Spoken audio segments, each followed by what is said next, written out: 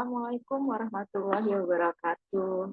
Puji syukur kehadirat Allah Subhanahu wa Ta'ala karena hari ini kita bisa berkumpul di ruang Zoom yang sangat nyaman ini yang dihadiri oleh ratusan peserta. Masya Allah.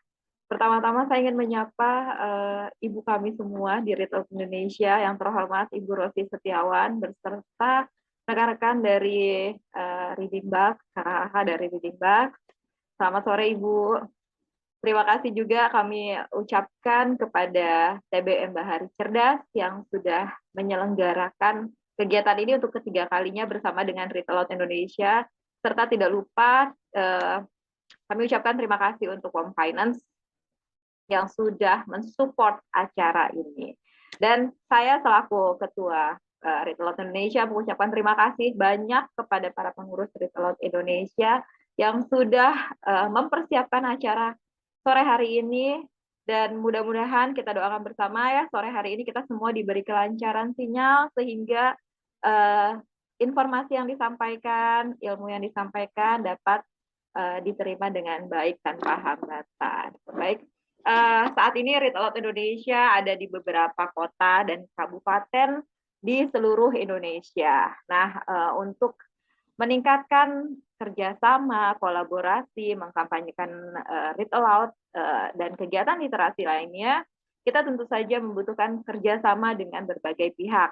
Nah, maka diadakanlah seminar pada sore hari ini dengan mengangkat tema storytelling strategi, teknik persuasi untuk kolaborasi. Nah, bersama Kak Elis yang kece badai ya, nanti teman-teman diharapkan menyimak dengan baik apa saja yang disampaikan oleh Kak Elis, dan harapannya setelah mengikuti kegiatan pada sore hari ini semakin banyak kolaborasi terjalin antara komunitas Read Aloud atau komunitas literasi dengan berbagai pihak yang memang mendukung gerakan literasi di Indonesia ini. Baik, itu saja mungkin sambutan dari saya. Selamat belajar, selamat bertumbuh bersama. Jangan lupa 15 menit setiap hari bacakan buku cerita untuk anak-anaknya di rumah. Salam literasi. Wassalamualaikum warahmatullahi wabarakatuh. Terima kasih Kak Desi untuk sambutannya. Baik, untuk mempersingkat waktu, kita ice breaking dulu sebelum masuk ke acara selanjutnya. Nah, mohon maaf sebelumnya, kita akan unmute ke semua peserta ya. Terima kasih sebelumnya. Nah, ada gerakan seperti ini teman-teman. Jadi kita akan bernyanyi dan bergerak sedikit untuk membakar energi kita supaya sore hari ini dalam mengikuti webinar sore hari ini kita lebih bersemangat lagi. Lagunya seperti ini, nanti dengan gerakan juga ya. Diputar-putar, diputar-putar, pegang pundaknya. Diputar-putar, diputar-putar, bertepuk tangan.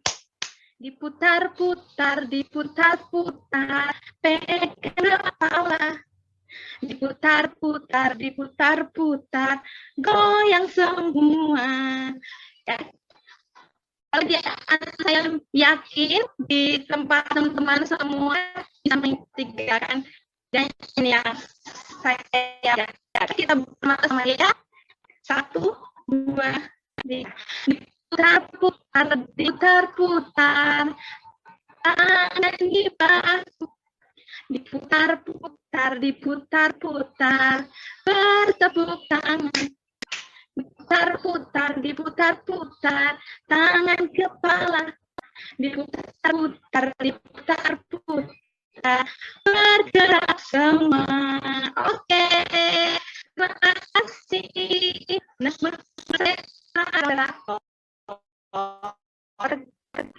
kita membuka kamera untuk kita berfoto bersama dulu. Silakan senyum terbaik dari teman-teman ya. Bisa minta untuk atau Ya. untuk foto bersama. Oke. Kita di halaman pertama dulu ya. Udah kakak-kakak semua yang belum open cam, mau open cam dulu? Oke, 1, 2, 3. Tahan ya. Halaman kedua. Kakak halaman kedua mau buka kamera kah? Silakan, saya tunggu. Oke ya. 1, 2, 3. Oke, tahan ya. Kita ke halaman terakhir nih. Kakak-kakak, di sini ada yang belum open cam loh. Mau open cam? Oke, terima kasih buat open cam-nya. 1, 2, 3. Oke, yang mau gaya heboh juga boleh. Oke, sudah Kak. Terima kasih semua. Terima kasih untuk Kak Syu. Kemudian, oh ya teman-teman, untuk materi dari KLIS dan rekaman dari acara akan dibagikan. Jadi teman-teman, saya ulang.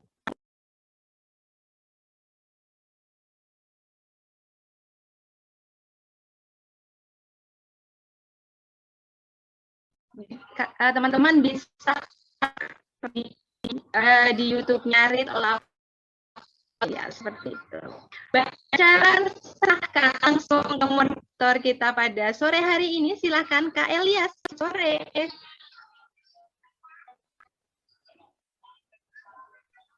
Sore, Kak Lisa. Terima kasih. Terima kasih ya Kak Lisa selaku MC. Pasti sahabat literasi yang hadir di sini sekarang sudah bersemangat ya setelah expression dari Kak Lisa tadi. Perkenalkan, saya Elia yang insya Allah akan menjadi moderator dalam acara pembekalan sore ini. Nah, sahabat literasi, berbicara tentang kolaborasi dalam sebuah komunitas tentu tak lepas dari berbagai kegiatan, baik yang dilakukan secara internal maupun eksternal yang tentu akan melibatkan banyak pihak.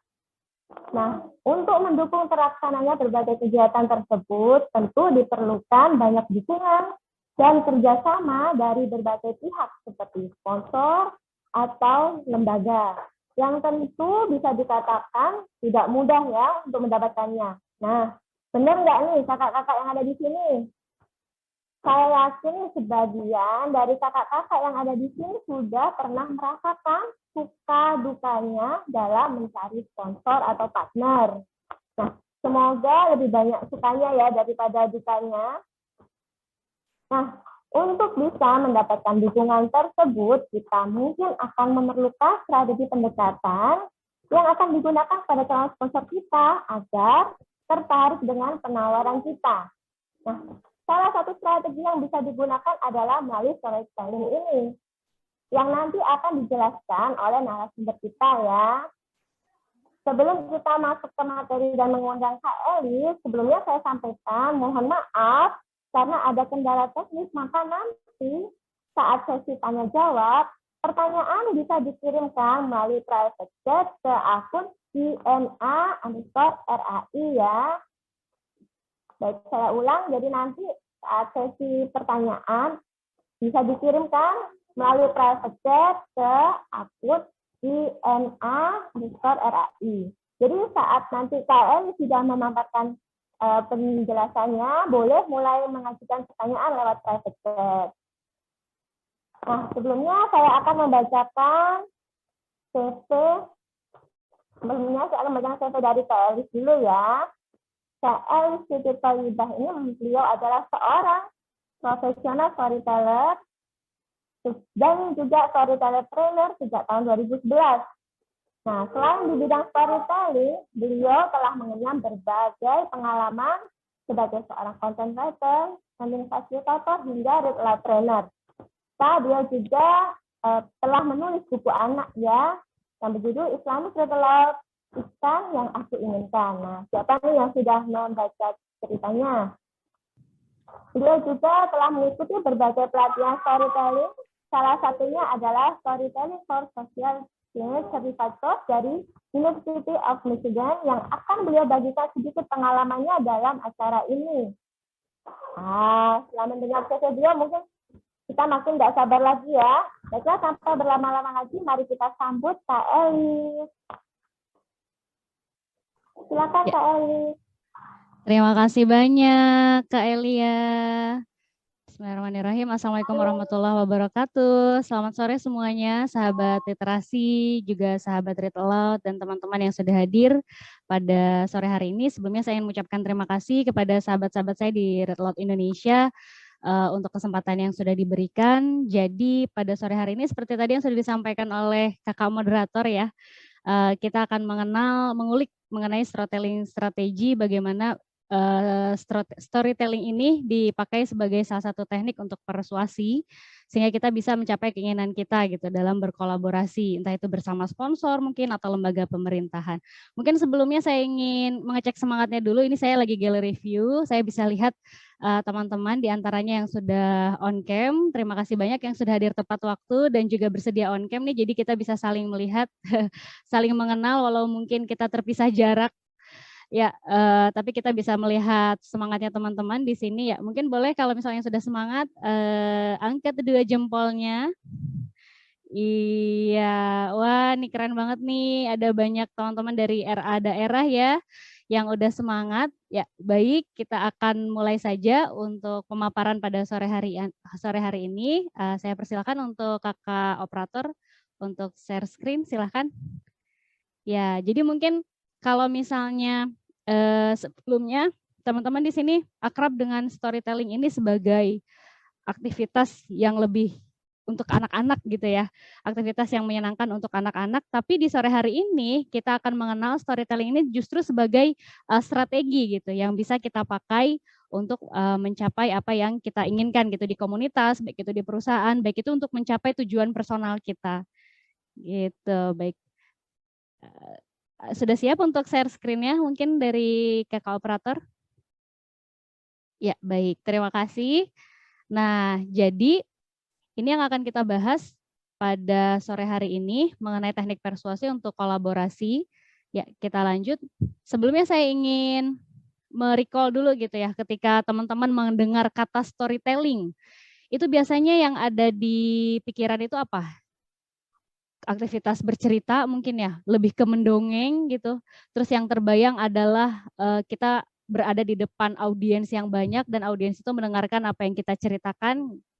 Nah, mungkin seperti itu, seperti gambaran pada umumnya gitu. Karena pada awalnya pun saya membayangkan storytelling itu adalah hal yang seperti itu. Namun ketika saya memperdalam lagi ilmu storytelling secara lebih luas, apalagi applied storytelling gitu ya, storytelling yang diaplikasikan ke dalam berbagai bidang, itu jadi ada pandangan-pandangan yang berbeda jadinya gitu terkait dengan storytelling ini. Tapi kalau misalnya secara harfiah sendiri ya bisa dilanjut.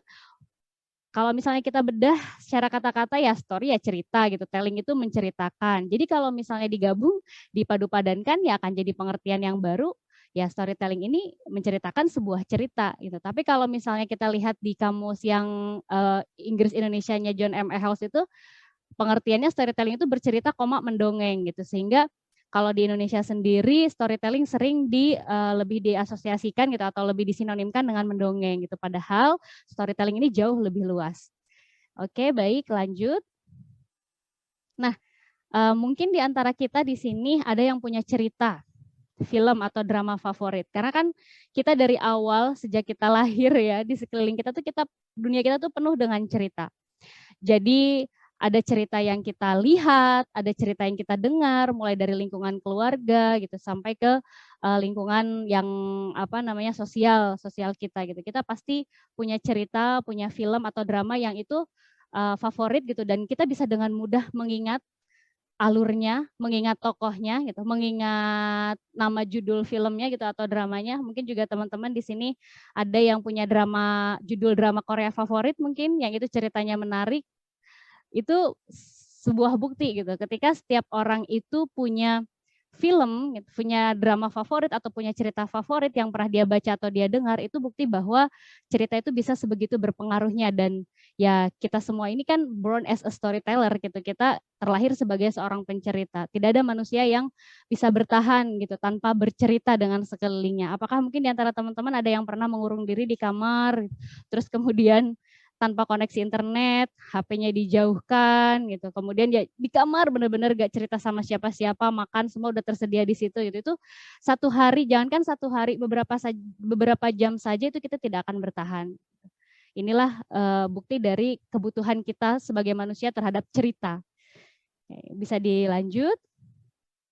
Selanjutnya kita akan tahu gitu kekuatan dari storytelling itu sendiri. Saya mengambil tiga contoh besar bagaimana kekuatan dari sebuah cerita, baik itu cerita yang dituturkan atau cerita yang diperlihatkan.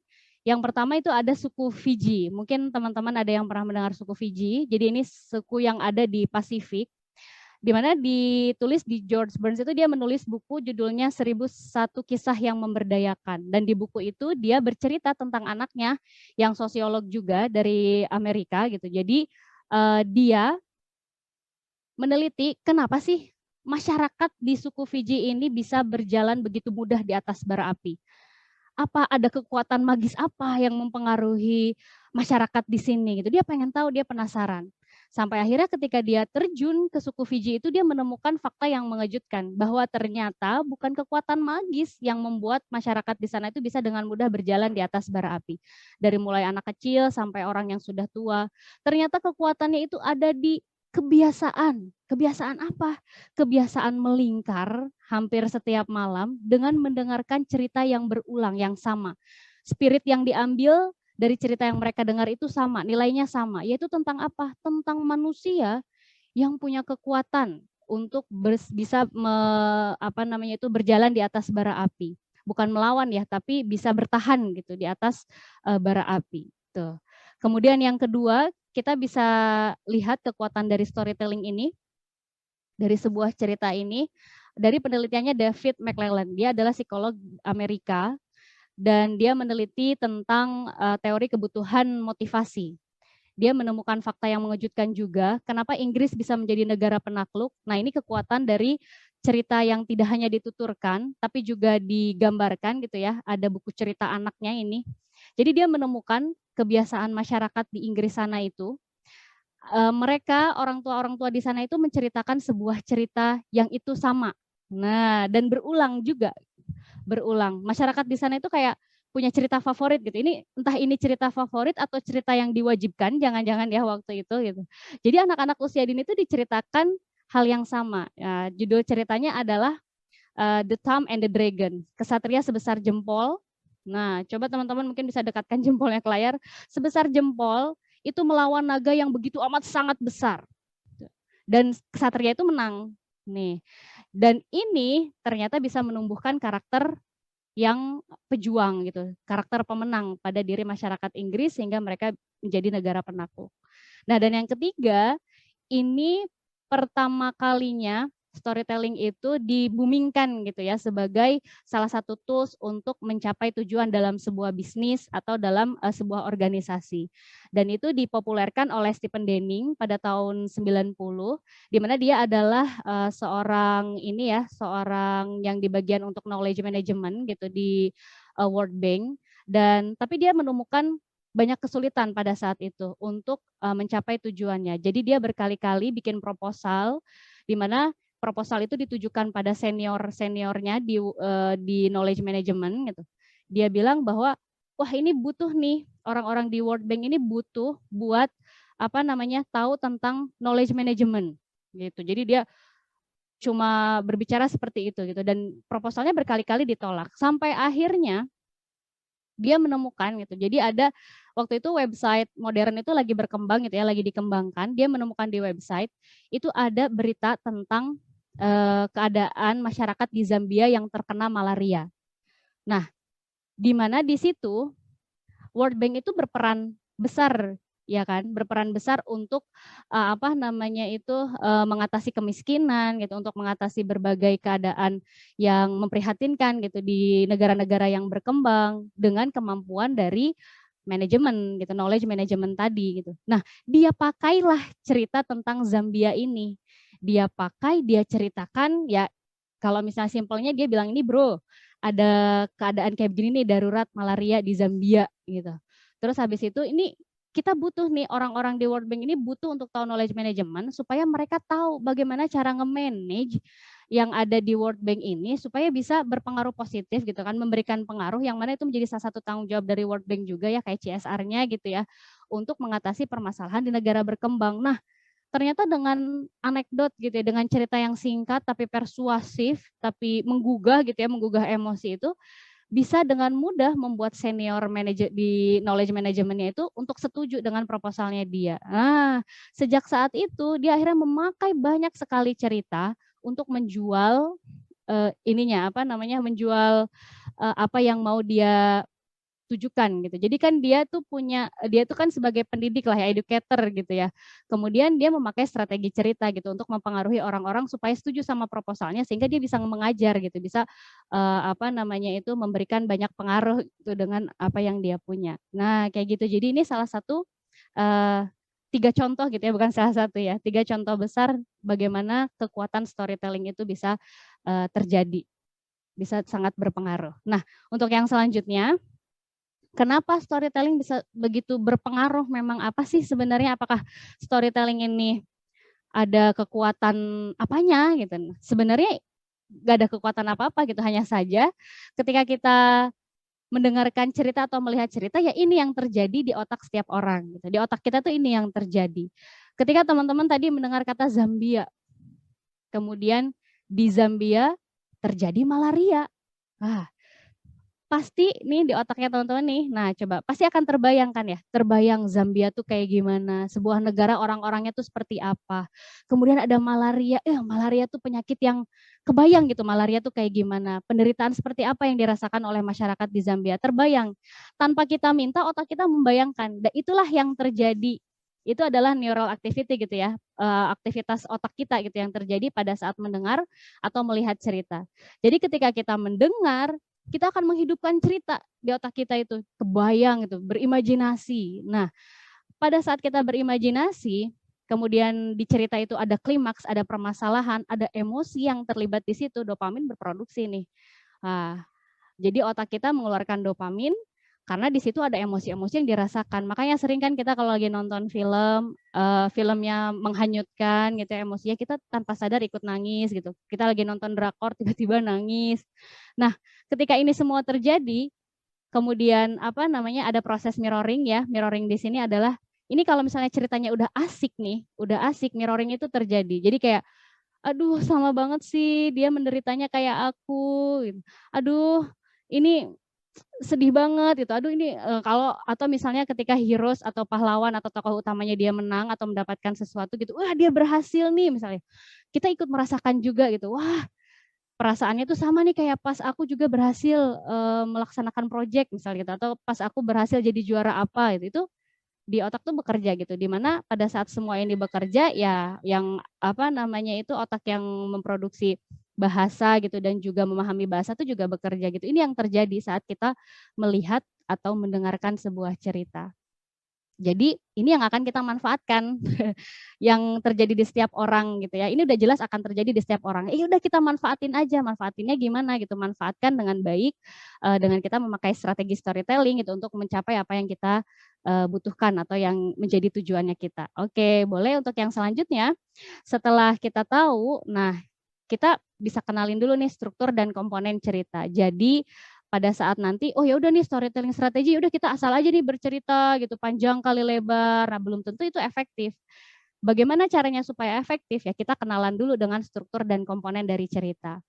Baik, kalau misalnya untuk struktur dari cerita sendiri, nah next kita bisa tahu struktur cerita ini mungkin teman-teman juga sudah pernah mendengar begitu ya, atau sering juga mengenal gitu pada saat dulu belajar bahasa Indonesia gitu ya.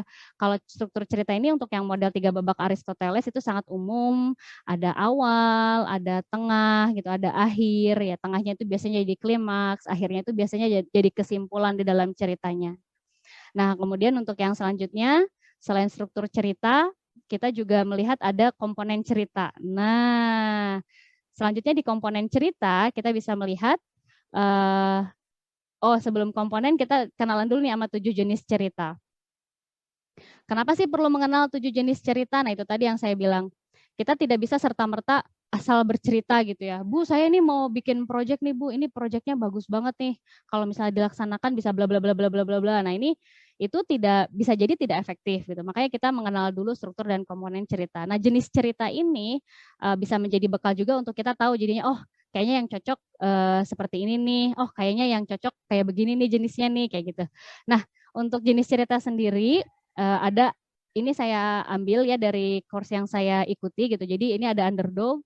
Underdog ini biasanya cerita yang modelnya itu protagonisnya ini berusaha sekuat tenaga gitu dari kondisi yang tadinya memprihatinkan, dia berjuang gitu ya. Kemudian akhirnya dia menjadi lebih sejahtera gitu. Kalau untuk yang jenis kedua, case story ini biasanya contoh cerita-cerita yang itu dia ingin mencapai sesuatu. Contohnya misalnya penyelamatan seorang putri gitu ya, atau untuk mendapatkan reward apa gitu, harta karun biasanya gitu.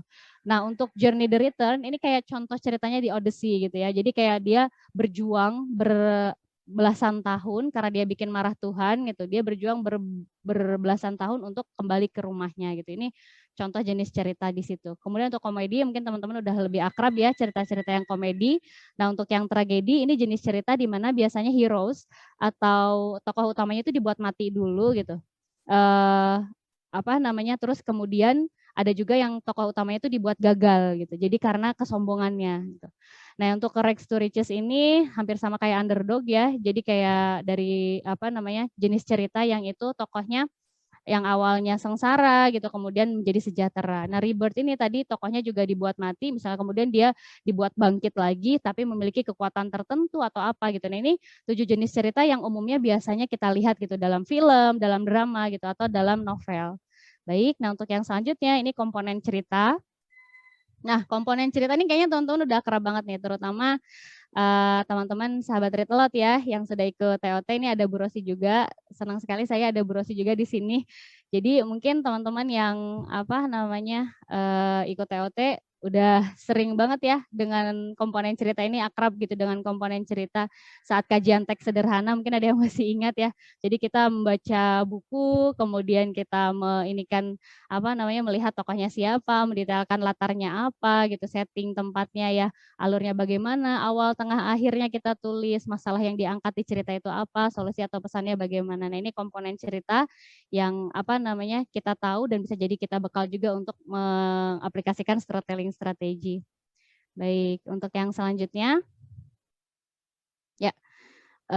Untuk alur cerita, nah ini alur cerita ini ada berbagai macam sebenarnya, tapi yang kita ambil untuk strategi storytelling ini satu alur cerita yang paling sering dari zaman dahulu kala, dari ratusan tahun yang lalu itu dipakai dalam berbagai film, drama, novel gitu, bahkan dalam kehidupan sehari-hari kita juga kita sering melihat alur yang seperti ini, yaitu ini alur Hero's Journey atau petualangan pahlawan. Ini disusun oleh si Joseph Campbell ya, dia adalah seorang profesor di bidang sastra. Jadi alur cerita inilah yang nanti juga akan kita pakai sebagai storytelling strategi dalam berbagai kegiatan kita nantinya untuk bernegosiasi, untuk berkolaborasi gitu, untuk mencapai tujuan. Nah, untuk alur cerita yang pahlawan ini ciri khasnya itu biasanya contoh paling simpel kita contohkan di Harry Potter ya. Harry Potter itu, Harry Harry itu pertama kalinya dipanggil untuk masuk ke dalam petualangan, karena alur dari cerita Heroes ini biasanya dipanggil dulu nih untuk masuk ke dalam petualangan ketika dia diundang atau ketika dia mendapat kesempatan untuk masuk ke Hogwarts. Nah, kemudian dia ketemu mentor tuh di situ. Mentornya siapa? Ada Hagrid gitu, ada Profesor Dumbledore. Nah, di situ dia masuk di gerbang pertama gitu. Gerbang pertama dia masuk ke special world. Jadi dia dari dunianya dia yang ordinary world, dari dunia yang umum yang biasa aja, dia masuk ke special world di Hogwarts. Di situ dia ketemu dengan temannya, dengan sekutu yang bisa jadi sekutunya, ya kan? Yang selalu bertiga itu mereka. Kemudian di situ mereka menghadapi berbagai tantangan, musuh, ya kan? Petualangan terjadi lebih seru di situ. Bahkan sampai beberapa part baru dia akhirnya ketemu dengan bosnya gitu ya. Dengan dengan tantangan yang paling besar. Baru dia ngelawan Voldemort itu kan di akhir gitu. Setelah melawan, setelah menang gitu, dia dapat reward. Rewardnya apa? Rewardnya dia jadi lebih kuat. Nah, di situ dia akan balik. Road back itu dia balik ke ordinary world-nya. Nah, tapi dia sudah bukan Harry yang dulu gitu, karena dia sudah melalui berbagai banyak hal di situ. Ya kan? Melawan musuh, bersekutu ya, kemudian dia menemukan sekutunya juga ada yang jadi lawannya ada yang jadi sekutu gitu ya. Proses ini yang akhirnya membuat ketika dia kembali ke ordinary world, nah dia jadi lebih bijak misalnya atau lebih kuat gitu, atau bisa mengambil pembelajaran dari apa yang sudah dilaluinya. Nah, ini sebenarnya terjadi gitu dalam setiap proses yang kita lalui pada saat kita melakukan project gitu atau sebuah program. Bagaimana itu bisa terlalui? Nah, nanti kita akan bahas lebih lanjut lagi di pembahasan yang selanjutnya. Nah, untuk selanjutnya setelah alur cerita, nah kita akan masuk ke part yang menceritakan program komunitas. Nah, ini dia. Jadi bagaimana sih kita menceritakan program atau project yang mau kita jalankan di komunitas atau di organisasi gitu ya. Tapi dengan cara yang menarik seperti storytelling. Nah, ini caranya seperti apa? Kita lihat. Ya, jadi untuk bisa menceritakan program atau komunitas ini ada kerangka Sikari. Sikari ini adalah singkatan ya dari konteks, challenge, action, kemudian result dan impact. Nah, ini tuh kadang nih mungkin teman-teman sama juga seperti saya ya. Jadi kayak banyak ide muncul gitu ya. Teman-teman kita berada di komunitas yang sama, misalnya kan komunitas Read Aloud. Kita melihat di lini masa, wah banyak nih teman-teman dari komunitas lain mengadakan kegiatan ini, kegiatan itu. Wah kayaknya di daerah ini cocok nih kalau diadain kegiatan Bukis Play misalnya atau apa. Wah cocok nih kalau misalnya aku mengadakan kegiatan ini. Ide kita tuh banyak gitu. Cuma kadang kita itu tidak terstruktur gitu ya. Jadi kadang kita itu kayak project itu sebenarnya bagus, program itu sebenarnya bagus, tapi kita enggan untuk menuliskannya secara terstruktur gitu. Jadi kayak cuma di pikiran, kemudian diutarain langsung gitu. Kemudian kita ya udah lihat format proposal kayak gimana sih, udah langsung tuangin di proposal kayak gitu aja. Nah itu sebenarnya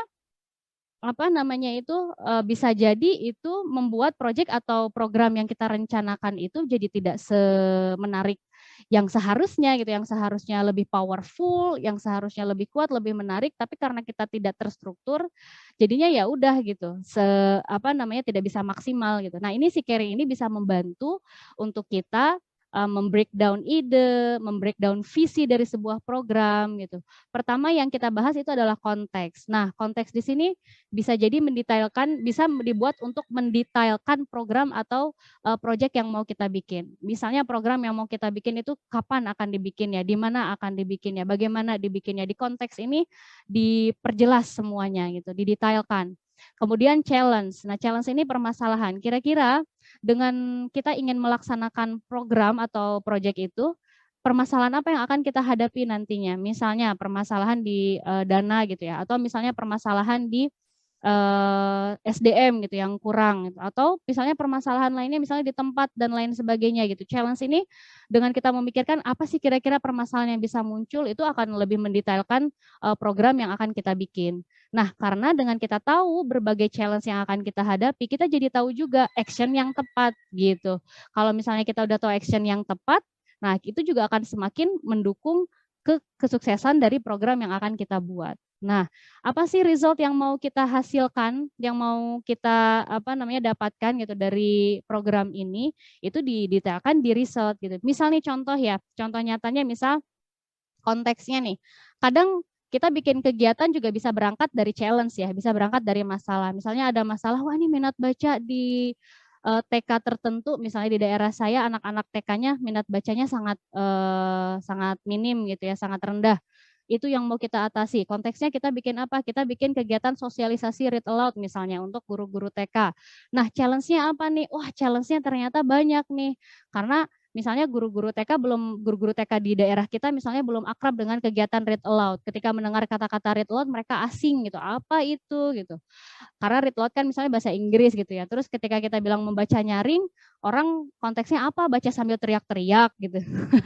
Nah, itu jadi permasalahan juga ya, jadi tantangan juga gitu. Kita detailkan, wah challenge-nya ternyata ini nih, wah aksinya berarti kita harus mensosialisasikan read aloud ini tidak dengan misalnya cara presentasi yang kayak dosen ke mahasiswa gitu, ternyata nggak bisa masuk, tapi bisa masuknya misalnya dengan kita praktek dulu, misalnya ngeliatin, wah kita praktek dulu read aloud di depan anak-anak, wah ternyata anak-anak seneng, guru-gurunya ngelihat, wih kok bisa ya Bu ya, anak-anak TK di sini bisa memperhatikan lama begitu, saya biasanya kalau ngajar baru ngajar bentar gitu anak-anak udah buyar, ada yang gimana, ada yang nggak memperhatikan. Nah, kita lihat kita bisa salah satu contoh caranya bisa dengan seperti itu gitu ya, action yang kita buat. Kemudian hasilnya gimana? Hasilnya misalnya guru-guru di sana jadi tahu gitu. Seenggaknya bisa teredukasi tentang read aloud gitu. Nah, impact-nya apa? Dampaknya baru nanti ke anak-anak yang akhirnya tiap hari dibacakan oleh gurunya dan akhirnya bisa meningkat minat baca di sana. Itu impact yang jauh gitu ya ke depan gitu dan bisa berjangka panjang gitu dampaknya. Nah, si Carry ini selain untuk program atau project juga itu juga bisa menguatkan untuk visi gitu, visi dari komunitas. Nah, lanjut. Mungkin di sini teman-teman kalau saran ya ketika kita membuat program gitu atau apapun itu kan biasanya kita jadi balik biasanya kan wah harus memilih lembaga gitu atau sponsor mana yang sesuai dengan visi kita. Tapi kadang visinya masih berubah-ubah nih.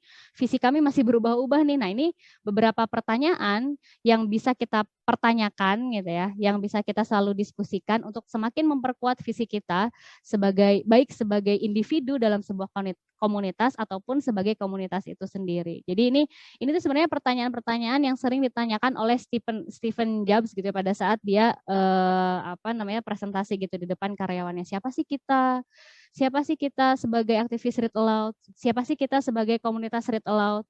Apa sih yang dikerjakan oleh komunitas kita? Apa yang membuat komunitas kita berbeda dari yang lain?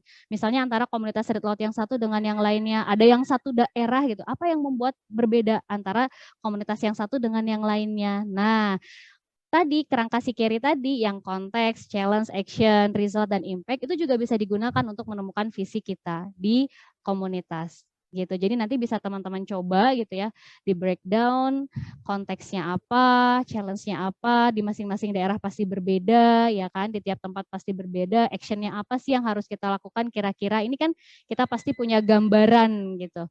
Tinggal kita padu-padankan gambarannya itu kemudian kita tulis secara lebih terstruktur sehingga akhirnya pada saat nanti kita menceritakan program, kita menceritakan tentang komunitas kita itu bisa lebih menarik. Oke, itu untuk kekuatan visi ya, kekuatan visi ini penting.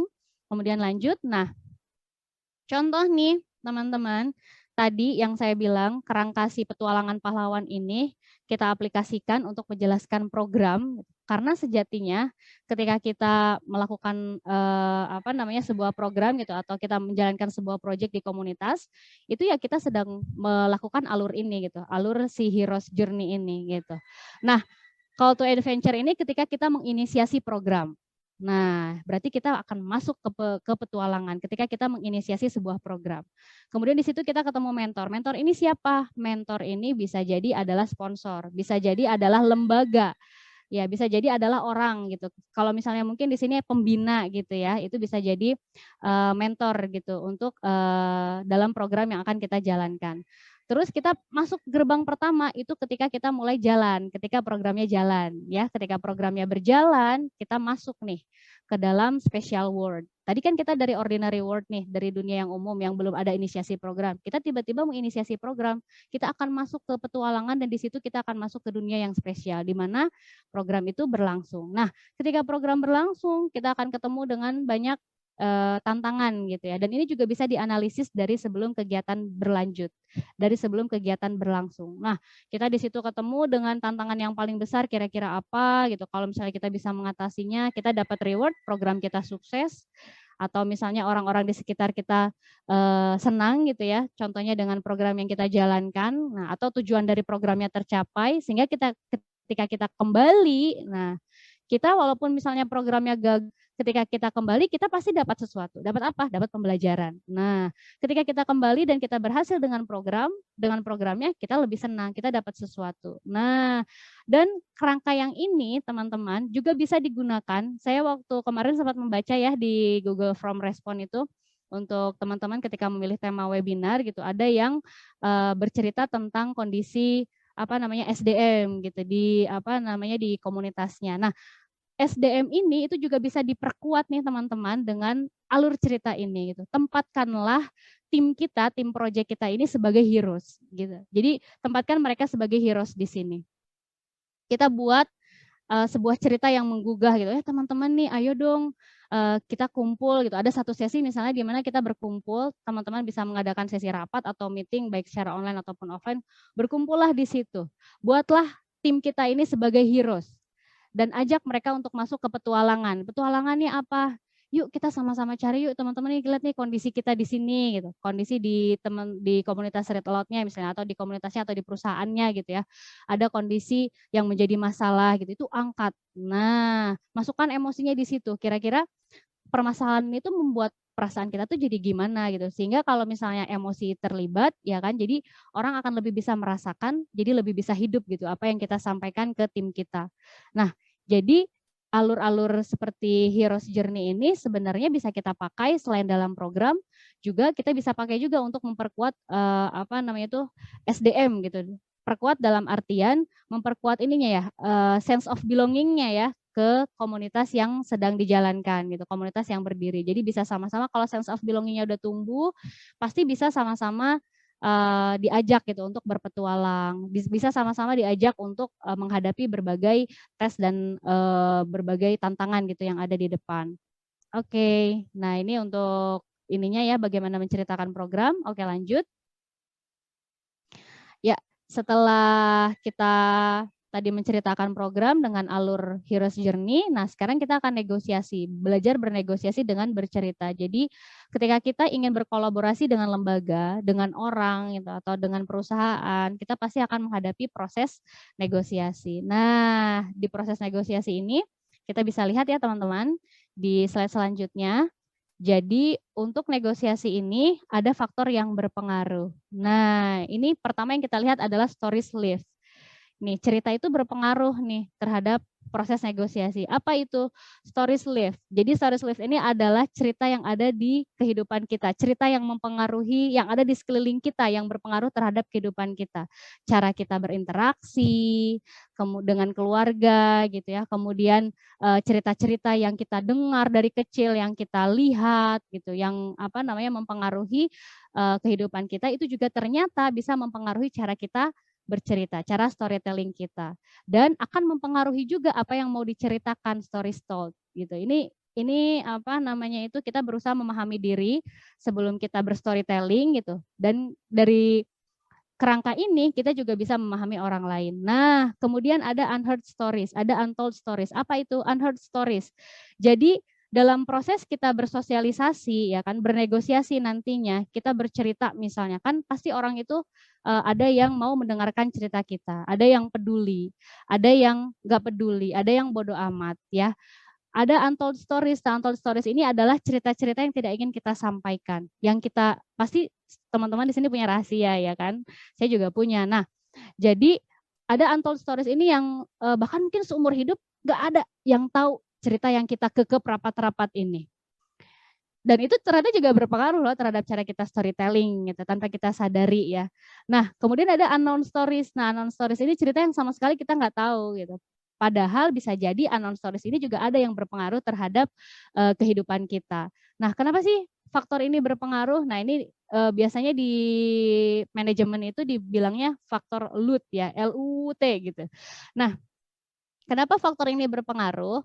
Jadi teman-teman, mungkin teman-teman di sini ada yang sedang berusaha untuk bisa mendapatkan dukungan gitu ya dari lembaga atau pihak luar. Nah, kita bisa bernegosiasi dengan lebih mudah kalau kita memahami ini. Kita mau bernegosiasi nih dengan lembaga tertentu. Lembaga tertentu itu kan misalnya kita negosiasinya, kalau negosiasi sama lembaga A, kamu harus bernegosiasi sama Bapak atau Ibu B. Nah, Bapak atau Ibu B ini kan juga person, orang, yang mana sama seperti kita gitu. Ada stories live-nya, ada storytelling-nya, ada stories told-nya, dia punya unheard stories, dia punya untold stories, dia juga punya unknown stories, ya kan? Nah, itu penting nih teman-teman untuk kita ketahui. Jadi sebelum kita bernegosiasi, kita kenali dulu orang yang akan kita ajak bernegosiasi. Minimal kita tahu apa sih yang beliau tinggalnya di mana misalnya. Apa sih yang beliau suka gitu. Sehingga ini akan membuat proses negosiasi juga bisa berjalan lebih mudah gitu. Nah, contoh lagi misalnya teman-teman ya, kalau misalnya mau bekerja sama misalnya dengan lembaga pemerintahan.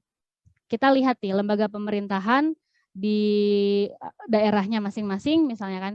Kalau misalnya kita bisa tahu, ini ada nih misalnya di lembaga pendidikan gitu ya. Ada permasalahan pendidikan di daerah teman-teman yang itu bisa jadi si orang lembaga pendidikan ini nih nggak tahu nih tentang cerita ini nih. Nah, itu strategi cerita itu bisa masuk nih menceritakan apa yang tidak dia tahu tentang permasalahan pendidikan. Jadi dia kayak wah, dia dapat pengetahuan baru ya kan. Dia akan merasa senang orang dari lembaga pendidikan ini yang tadinya tidak tahu cerita itu. Wah, saya nggak tahu nih ada cerita seperti ini nih. Nah ini, kalau kita berusaha untuk mengulik untuk apa ya, lebih terbuka gitu ya untuk melihat cerita yang ada di sekeliling kita, ini bisa kita manfaatkan untuk mempermudah proses negosiasi, untuk mempermudah nantinya supaya kita bisa berkolaborasi dengan lembaga melalui orang-orang tertentu gitu ya, orang-orang yang memang itu jalan kita untuk bisa masuk dan bernegosiasi dengan lembaga tersebut gitu. Oke, bisa lanjut. Oke, nah ini mari bernegosiasi nih teman-teman. Jadi kalau misalnya konsepnya negosiasi itu kan kita punya nih kondisi sekarang nih, kondisi A gitu ya, current state. Kondisi sekarang ini apa namanya misalnya kita belum punya tempat untuk melaksanakan kegiatan nanti bulan depan gitu. Nah, desired state-nya itu kan berarti kita tujuannya adalah kita punya tempat nih, punya izin untuk melaksanakan kegiatan di tempat tertentu tapi free misalnya kan, nggak berbayar gitu. Nah, itu kan ada gap tuh ya kan, ada gap antara kondisi yang tadinya belum punya tempat jadi punya tempat. Nah, ada gap di situ. Gapnya di situ harus kita perdekat gitu jaraknya supaya bisa kita capai nih, kita jadi punya tempat untuk berkegiatan. Nah, apa yang mesti kita laksanakan? Itu ada action plan-nya ya kan. Action plan-nya, kemudian ada faktor-faktor yang harus kita lakukan gitu untuk mencapai itu. Nah, sekarang kita coba lihat diagram yang sebelah kanan yang di hero's journey tadi. Kalau yang gap analysis tadi itu kan cara yang apa ya, kaku gitu ya.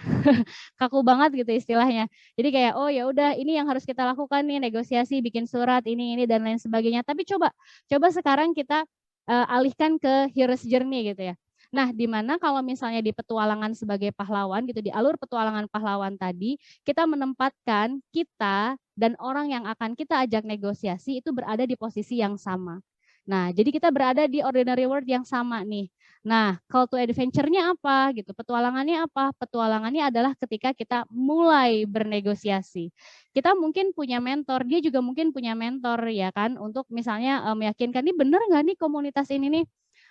Kalau melaksanakan kegiatan bisa kita dukung, kalau kita dukung dampaknya baik gitu. Terus kita juga punya nih mentor, nih bener nggak nih lembaga ini bisa ngasih kita tempat dengan gratis gitu misalnya, dan bisa mendukung kegiatan kita untuk yang selanjutnya. Nah, di crossing result ini, kita masuk ke gerbang, ini kita masuk ke proses negosiasi yang lebih mendalam gitu ya.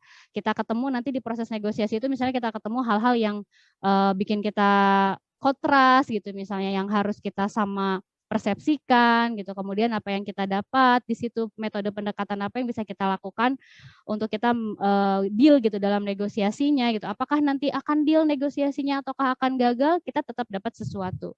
Pembelajaran ya kan, kalau misalnya negosiasinya berhasil, kita akan kembalinya tapi dengan negosiasi yang berhasil. Nah, kemudian kita dapat tempatnya. Nah, dan kemudian akhirnya proyek kita bisa berjalan. Kenapa sih petualangan konsep dari petualangan pahlawan ini, dari alur ini bisa kita pakai untuk negosiasi? Karena Kalau kita pakai alur ini, kita akhirnya jadi tahu nih teman-teman.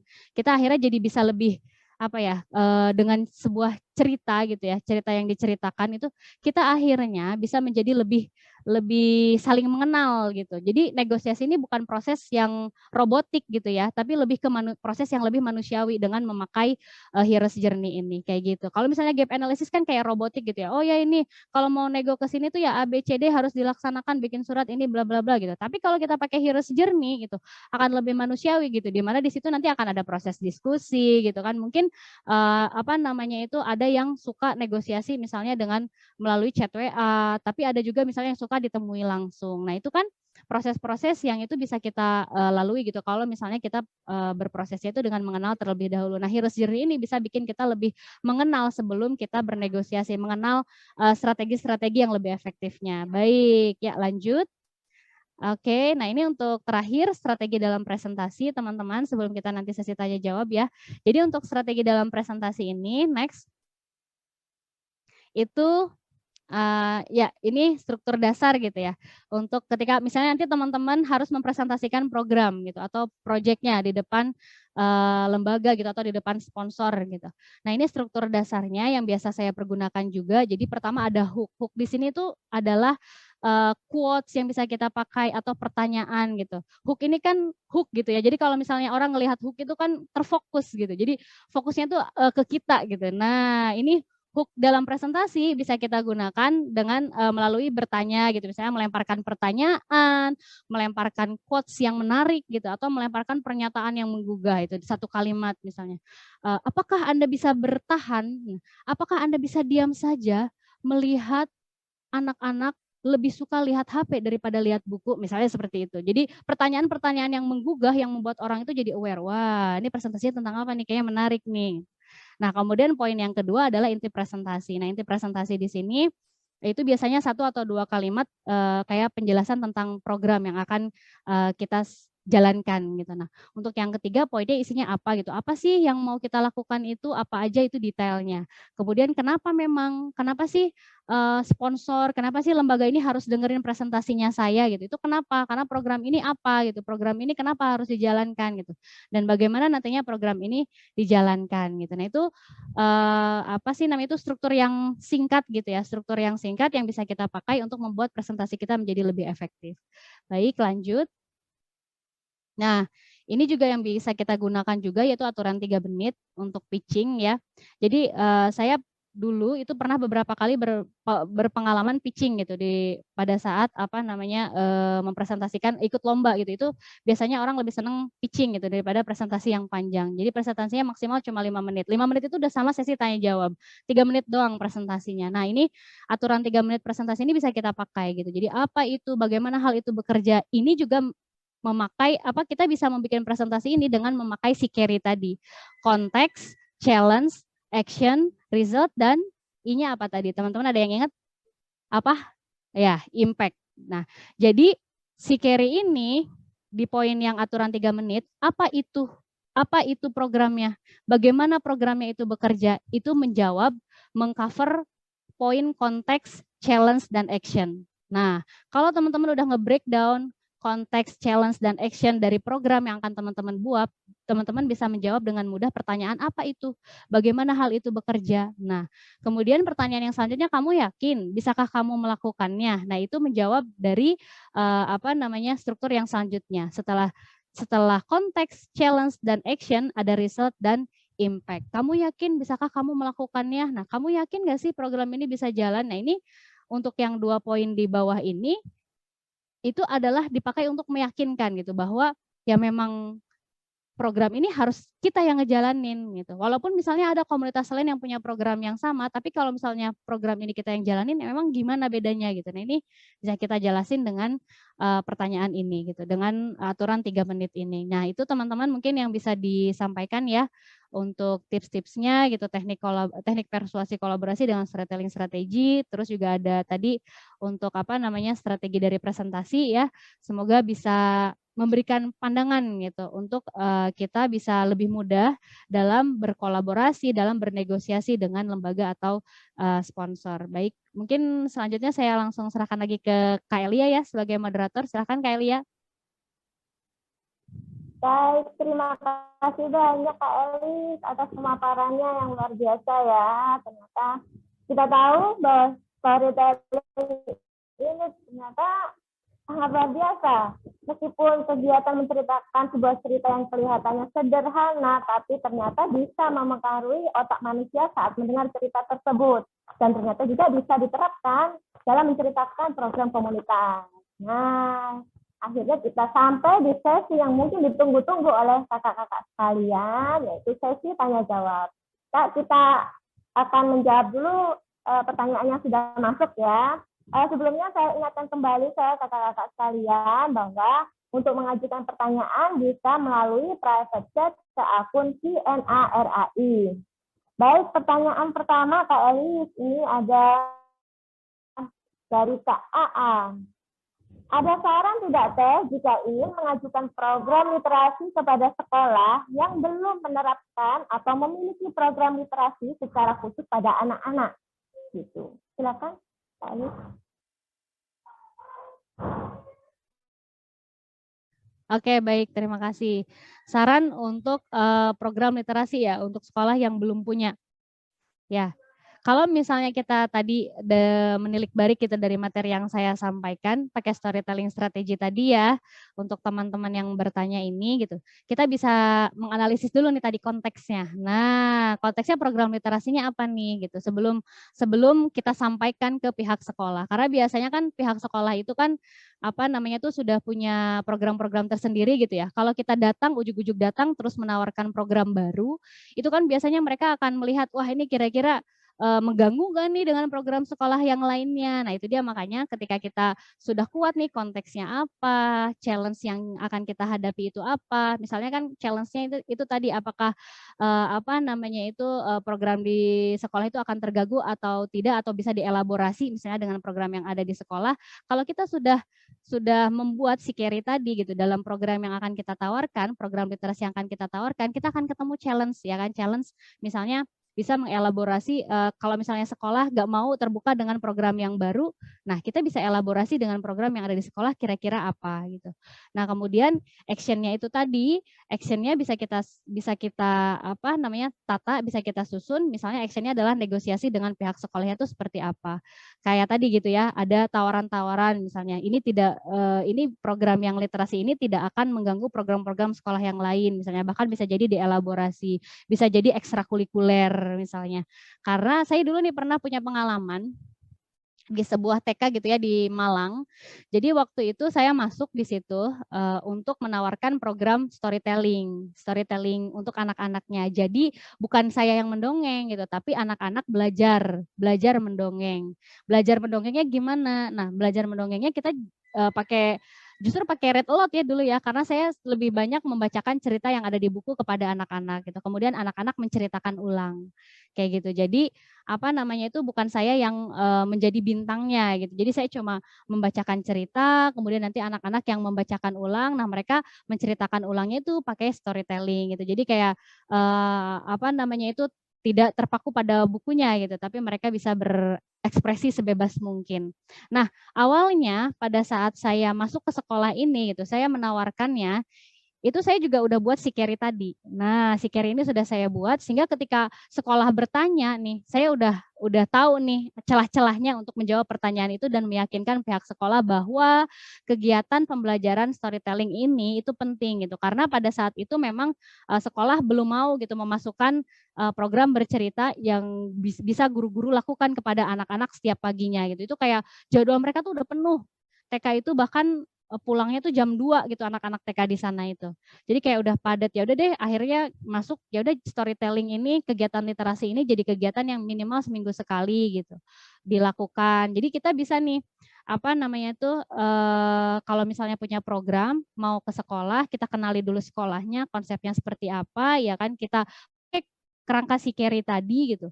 Kemudian kita lakukan pendekatan kayak storytelling strategi tadi gitu ya, kita tempatkan diri kita sebagai heroes ya kan. Jadi kita bisa apa namanya di alur yang heroes tadi kita bisa mendetailkan lagi apa yang akan kita hadapi gitu. Jadi proses negosiasinya juga bisa lebih lembut, bisa lebih gak alot gitu ya. Nah, ini pada akhirnya nanti kita punya goal besar dan goal utama. Misalnya goal besar kita sebenarnya pengen nih guru-guru bisa melakukan kegiatan literasi sebelum sekolah dimulai. Tapi kita punya goal utama. Goal utamanya adalah kegiatan literasi bisa diadakan minimal seminggu sekali. Nah, minimal kita bisa mencapai goal utama gitu. Jadi walaupun goal besar tidak tercapai, tapi tujuan kita adalah goal besar. Nah, kalau tujuan kita adalah goal besar, walaupun goal besar nggak tercapai, goal utama akan tercapai. Lain lagi kalau kita pakai strateginya goal utama yang harus tercapai, kan jadinya lebih sempit gitu ya. Jadi goal besarnya nggak akan tercapai gitu. Itu mungkin bisa bisa Kak Elia bisa dilakukan ya oleh teman yang bertanya. Terima kasih untuk pertanyaannya. Baik, terima kasih Kak Eli. Jadi penting banget ya untuk kita menganalisa dulu ya dari konteksnya sekolah itu ya di awal ya, agar tidak salah dalam langkah selanjutnya. Baik, terima kasih. Nah, kita lanjut ke pertanyaan kedua ya Kak Eli. Dari LA Palu. Bagaimana cara yang tepat untuk membuat ibu-ibu di desa yang masih sangat asing dengan istilah read aloud agar paham bahwa cara ini bisa menjadi cara agar anak-anak bisa berbacaan. Silakan. Ya, ini juga sebenarnya sama seperti tadi ya Kak Elia ya. Jadi teman-teman, saya mendapatkan manfaat yang luar biasa ketika punya ide, ketika bahkan sesimpel ketika saya mendapatkan telepon gitu ya, kita telepon sama teman-teman gitu yang sesama komunitas, kemudian kita sekedar ngobrol-ngobrol soal gimana nih program bulan depan nih apa nih, saya udah terbiasa nih di otak saya itu langsung menata dengan kerangka si Kerry tadi. Wah, konteksnya apa nih program yang lagi diomongin nih? Oke, tantangannya apa nih? Nah, itu juga bisa dibuat gitu, dipakai juga misalnya untuk kakak-kakak dari Red Aloud Palu tadi ya, untuk menyusun program yang tadi agar ibu-ibu itu semakin yakin gitu, semakin teredukasi gitu bahwa Red Aloud ini penting untuk dilakukan kepada anak-anaknya gitu. Nah, kalau misalnya untuk pendekatan ke ibu-ibu itu kan kita nggak bisa ya, misalnya tiba-tiba jeder gitu, kita adain TOT Read Aloud untuk ibu-ibu gitu. Karena ibu-ibu juga pasti di sana asing read aloud itu apa, membaca nyaring itu apa gitu. Bahkan mungkin konteksnya mereka mendengar kata membaca nyaring itu membaca dengan sangat keras gitu, membaca untuk orang banyak kayak gitu. Nah, jadi pendekatan utama yang bisa dilakukan terlebih dahulu itu adalah dengan teman-teman bisa lebih mengenal dulu, masuk dulu. Kalau misalnya saya ingat istilahnya dulu ya waktu di Malang itu ketika mendekati ibu-ibu di komunitas marginal gitu ya di Malang untuk memasukkan parenting gitu ya di situ. Jadi kita di situ tuh jagongan dulu ya. Jagongan tuh apa ya? Nongkrong ya Kak Elia ya. Jagongan tuh apa sih bahasa Indonesianya ya? Ya jadi ada masanya nih di mana kita kan melihat ya, oh kita nih udah paham nih, wah ini ada masalah ini nih. Masalah ini harus teratasi, bisa teratasinya dengan program ini nih, tapi kita tidak berusaha mengenal dulu gitu sasarannya gitu, sasaran yang akan dijadikan sasaran gitu, objek untuk program yang kita lakukan gitu. Nah, ini biasanya kalau misalnya kita jagongan gitu ya, kita meluangkan waktu misalnya untuk duduk, untuk melihat aktivitas ibu-ibu, ikut ke aktivitas ibu-ibu itu apa sih biasanya, sore-sore misalnya biasanya mereka ngapain, siang-siang mereka ngapain, kita justru akan menemukan solusi-solusi di situ gitu, dengan ngobrol gitu ya. Jadi nggak bisa nih kita memang kalau misalnya melakukan sebuah perubahan itu tidak bisa serta-merta dengan cara yang langsung kita presentasi gitu. Ini pentingnya read aloud tuh kayak gini. Ini harus dilakukan nih, penting nih kalau nggak dilakuin nanti berbahaya gitu. Misalnya atau apa nanti anak-anak tidak akan mendapatkan manfaat yang luar biasa gitu dari read aloud. Itu akan susah untuk masuknya gitu. Jadi saran saya ya cobalah untuk memahami dulu ibu-ibu yang ada di sana itu seperti apa. Ikuti kegiatan ibu-ibu yang ada di sana. Minimal jagongan supaya kita lebih dikenal terlebih dahulu gitu. Saya waktu di Malang kan saya sempat bekerja di sebuah LKSA ya, Lembaga Kesejahteraan Sosial Anak gitu. Nah, di situ ketika kita ingin melakukan program baru gitu ya, kita nggak serta-merta bilang ke ibu-ibu ini ada program nih bagus Bu, harus dilaksanain Bu, enggak. Tapi kita masuk dulu ke kebiasaan ibu-ibu yang ada di sana. Masuk dan itu butuh waktu yang cukup lama. Kita analisis permasalahan sosialnya itu. Kita analisis kebiasaannya. Nah, di situ kita bisa masuk nih misalnya kebiasaan tertentu yang bisa kita masukin jadi program di program literasi yang mau kita jalankan gitu. Itu bisa kita lakukan kayak gitu. Jadi dengan kita mendekat dulu, mengenal dulu dengan masyarakat yang menjadi sasaran dari program kita, itu justru akan lebih membantu untuk kita menyukseskan program yang akan kita buat nantinya. Gitu. Itu mungkin Kak Elia. Baik, berarti pendekatannya ini ya Kak ya yang harus diperhatikan ya. Kenali dulu karakter, kebiasaan, itu guru istilahnya ya. Datangin ibu-ibu itu buat tahu karakter mereka. Baiklah. Betul. Jadi kayak cerita-cerita dulu gitu. Nah, storytelling strateginya di sini gitu. Cerita apa aja gitu. Maksudnya masuk ke cerita mereka lagi cerita apa sih gitu. Kita ikutin. Terus kita cerita tentang apa. Kita bisa masukin nih cerita, misalnya cerita tentang suksesnya seorang anak gitu yang rajin membaca gitu. Tapi ceritanya dengan bahasa daerah misalnya kan ya, dengan bahasa yang lebih mudah dipahami oleh ibu-ibu di sana. Seperti itu.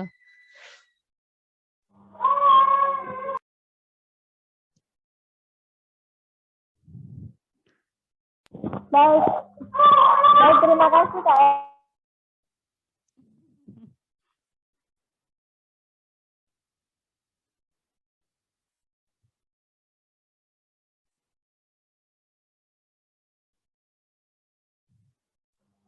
Ya, kita lanjut ke pertanyaan ketiga ya.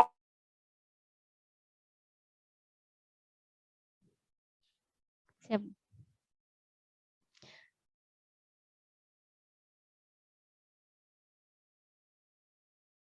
Boleh mungkin pertanyaannya bisa dikirim di chat ke saya, Kak Elia.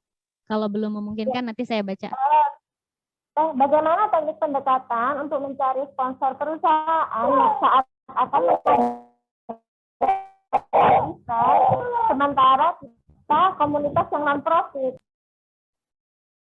Oh ya, ini agak putus-putus ya ininya. Sponsor perusahaan.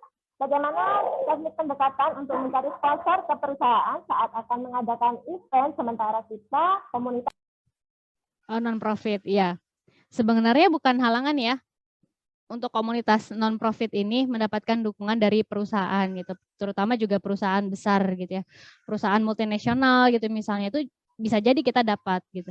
Nah, bagaimana strateginya? Nah, untuk ke perusahaan ini biasanya memang untuk mulai dari proposal, mulai dari programnya dulu deh, gitu ya, itu harus kita siapkan sedemikian rupa gitu ya. Kemudian proposalnya, teknik presentasinya gitu. Nah, teman-teman bisa nanti misalnya dari materi yang saya sampaikan, nah itu bisa teman-teman pakai gitu ya untuk strategi presentasinya, kemudian strategi menyusun programnya seperti apa gitu ya, dengan teknik storytelling tadi, storytelling yang alur tadi, yang hero's journey, nah itu bisa dipakai gitu ya untuk menguatkan teman-teman dan juga timnya gitu untuk melaksanakan program itu, merencanakan programnya gitu.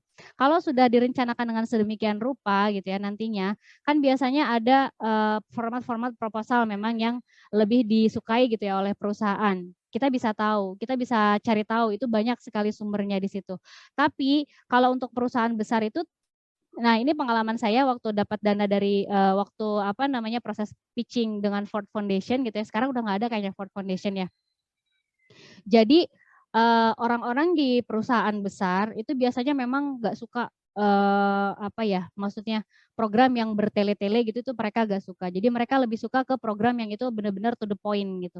Dan kita harus benar-benar paham konteks dari program yang mau kita jalankan gitu. Karena biasanya kalau perusahaan-perusahaan besar itu gitu, mereka akan punya pertanyaan, sebenarnya pertanyaannya membangun sih ya, pertanyaannya membangun. Tapi kalau program kita konteksnya belum kuat nih untuk menceritakan program yang kita, mempresentasikan program yang kita jalankan atau menuliskannya di proposal, itu biasanya akan dibikin goyah gitu dengan pertanyaan-pertanyaan dari mereka gitu pada saat proses negosiasi atau pada saat proses presentasi gitu. Nah, biasanya memang akan ada sesi, kalau misalnya untuk perusahaan besar itu mereka akan ada minta sesi untuk kita presentasi programnya, silakan presentasi programnya gitu, entah itu dalam waktu beberapa menit saja, biasanya waktunya singkat. Nah, tadi, strategi-strategi presentasi tadi yang saya sampaikan, itu silahkan bisa teman-teman pergunakan gitu ya, untuk menyusun presentasi yang efektif nantinya pada saat ingin mendapatkan sponsor gitu dari perusahaan yang besar. Sebenarnya bukan hal yang tidak mungkin gitu, karena biasanya perusahaan-perusahaan besar itu kan punya ini ya, punya dana CSR gitu. Nah, itu bisa kita pakai gitu, bisa kita apa namanya, bisa kita jadikan tujuan gitu kita untuk dapat dana CSR-nya perusahaan itu gitu. Kira-kira perusahaannya bergerak di bidang apa nih? Nah, itu kita harus tahu dulu kira-kira CSR-nya selama ini yang sudah terjadi gitu sebelum-sebelumnya mereka mau mendanai CSR untuk program yang seperti apa nih? Itu juga kita harus cari tahu dulu. Jadi research kemudian kita sesuaikan gitu ya. Tapi dalam artian jangan sampai keikut arus juga ya. Jadi kayak wah ini kayaknya kalau perusahaan ini bakal ngedanain nih kalau misalnya program kita nih misalnya ada acara joget-jogetnya misalnya gitu. Ya jangan sampai juga gitu kita terlalu terbawa arus. Itu dia makanya visi dalam sebuah program itu penting kayak gitu. Jadi kalau misalnya visi program, visi komunitas kita udah jelas, ya udah itu apa namanya kita bisa lebih jelas lagi gitu untuk presentasi programnya. Sebentar ya.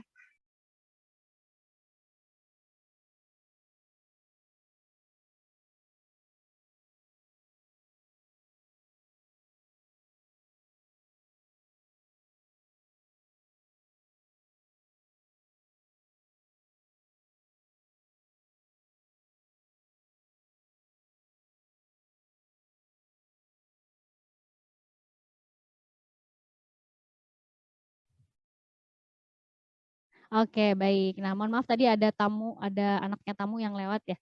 Jadi seperti itu Kak. Jadi kalau misalnya untuk perusahaan besar yang mau kita sasar ya kita cari tahu dulu ya perusahaannya kan misalnya dia di bidang apa, dana yang mau kita sasar misalnya dana CSR selama ini perusahaannya dana CSR-nya di program yang bagaimana gitu. Terus kita kuatkan juga program yang mau kita jalankan, yang mau kita kerjasamakan dengan perusahaan itu dengan kerangka-kerangka yang sudah tadi saya jelaskan, bisa dengan Sikeri gitu, bisa dengan kerangka presentasi tadi yang strategi presentasi yang saya sampaikan itu bisa dipakai. Semoga bisa membantu Kak Elia. Baik, terima kasih Kak. Jadi balik lagi atas visi yang jelas dulu ya kita harus tahu untuk presentasinya. Terima kasih. Kita lanjut ya Kak ke pertanyaan selanjutnya. Bagaimanakah teknik persuasi ini digunakan? Apakah di bahasa proposalnya atau saat ngobrol dengan calon kolaboratornya?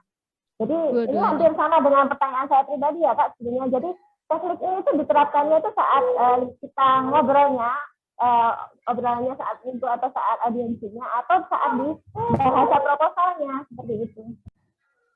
Iya, baik. Terima kasih untuk pertanyaannya ya Kak Elia. Jadi di dua-duanya nih Kak.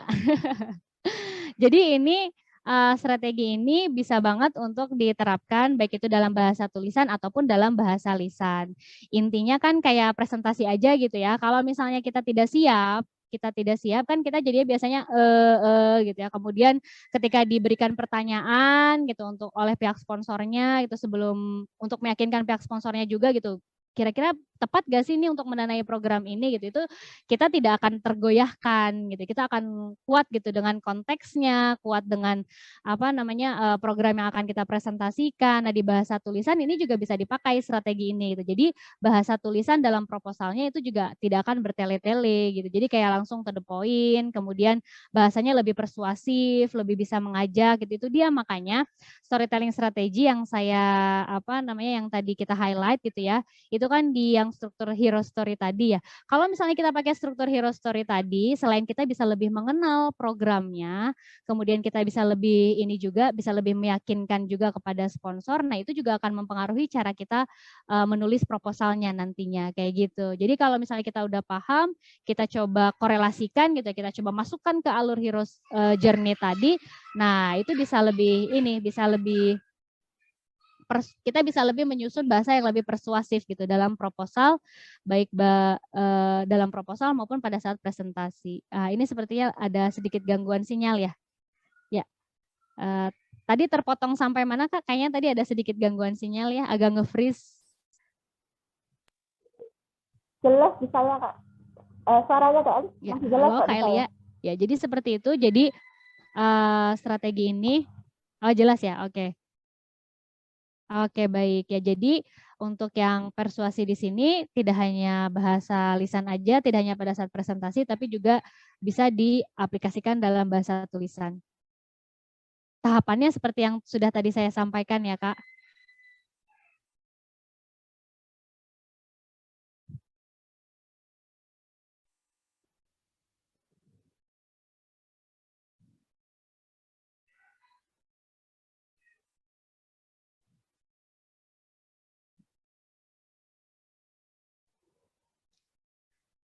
Oke, baik. Kak Elia. Baik, terima kasih Kak. Jadi kita gunakan dua-duanya ya. Kalau untuk ini Kak, kalau untuk adakah bedanya kalau ini secara tatap muka? Maksudnya ketemu langsung dengan orangnya atau via online seperti itu, apakah gesture terus mimik kita itu apakah mempengaruhi juga? Kan bagaimanapun kan berbeda ya kalau kita tatap muka langsung dan ya seperti ini mungkin apakah saja sama aja? Nah, untuk itu kan masuk ke teknis presentasinya ya, pada saat presentasi ya Kak ya. Jadi pada saat kita presentasi, baik itu secara online maupun offline, kalau kita melakukan tatap muka, jelas dari gesture itu juga akan berpengaruh. Teman-teman mungkin kan sebelumnya sudah pernah mendapatkan pembekalan ya terkait public speaking gitu, bagaimana caranya kita berkomunikasi yang efektif juga gitu pada saat presentasi, kita belajar tentang artikulasi, tempo dan lain sebagainya gitu. Nah, itu hal-hal seperti itu juga sangat berpengaruh gitu dan sangat bermanfaat ketika diaplikasikan pada saat kita presentasi untuk mendapatkan dukungan dari sponsor atau lembaga gitu. Jadi gestur tubuh itu juga penting gitu untuk dipakai gitu. Jadi kayak kalau misalnya kita memakai gestur tapi jangan berlebihan ya, tidak berlebihan gitu. Jadi gestur tubuh seperti gerakan tangan gitu atau gerakan kepala atau ekspresi wajah itu hanya digunakan sebagai aspek pendukung gitu untuk menguatkan apa yang kita sampaikan. Jadi kalau misalnya ketika kita storytelling gitu ya, storytelling dalam artian yang storytelling untuk performance, ya itu tidak masalah misalnya kita melebihkan gaya gitu ya, melebihkan body language kita gitu, ekspresinya dilebih-lebihkan. Tapi kalau misalnya saat presentasi, kita bisa pakai tapi seperlunya gitu, hanya untuk menguatkan apa yang kita sampaikan. Jadi kan kayak mungkin teman-teman punya kebiasaan nih, kayak saya misalnya ketika presentasi tangannya bergerak-gerak, tapi jangan sampai bergerak-geraknya tuh ke sana kemari gitu. Karena kalau misalnya bergerak-geraknya terlalu berlebihan gitu, itu bisa menandakan juga kalau kita gugup gitu. Jadi untuk yang presentasi di sini maupun baik offline maupun online gitu ya, gesture, terus kemudian mimik itu bisa kita pergunakan juga gitu untuk mendukung apa yang kita sampaikan.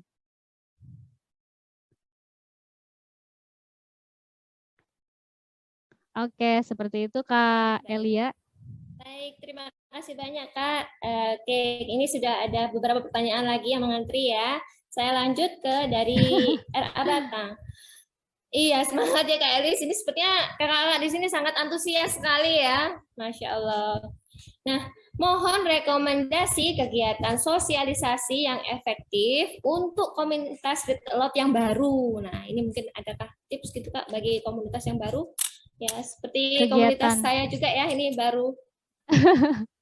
Kegiatan sosialisasi ini maksudnya sosialisasi kemana nih?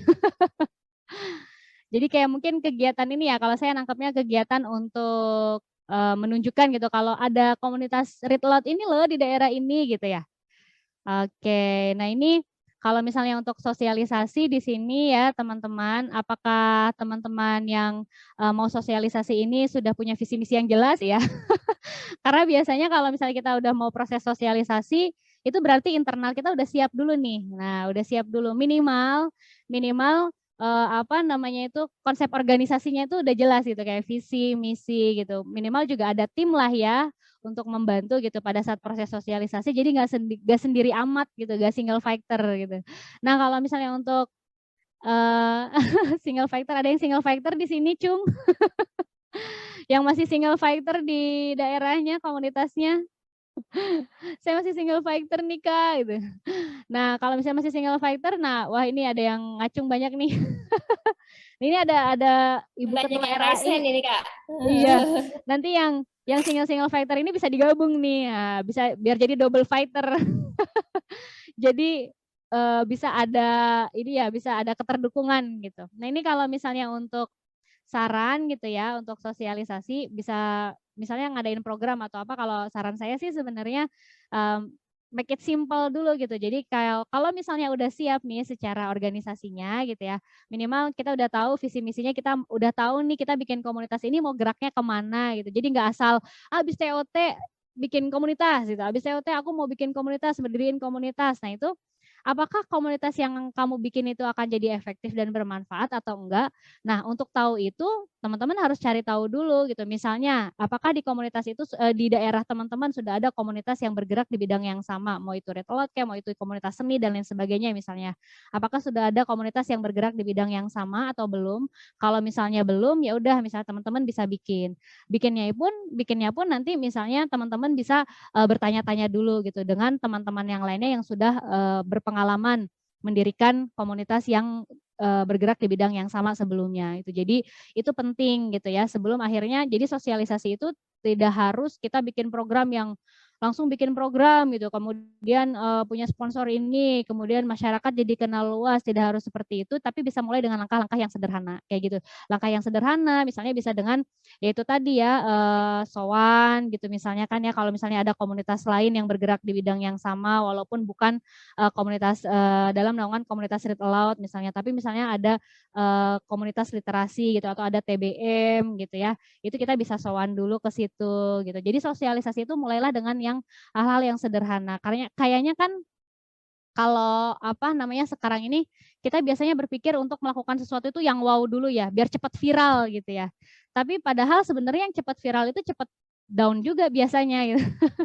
Tapi kalau misalnya proses viralnya itu lama nih, proses untuk menuju viralnya itu lama, nah proses untuk menuju membuat sebuah programnya itu kita lama, nah itu bisa jadi programnya juga akan bertahan lama gitu. Jadi saran saya ya itu mulailah dari langkah yang sederhana dulu gitu dengan sowan. Kadang kita ini sekarang apa namanya itu tidak mengenyampingkan proses-proses yang sebenarnya dulu itu sering kita lakukan gitu ya, kayak silaturahim misalnya kan ya, sowan untuk duduk kopdar bareng gitu. Itu kan juga proses sosialisasi yang luar biasa gitu ya, bisa terjadi di situ.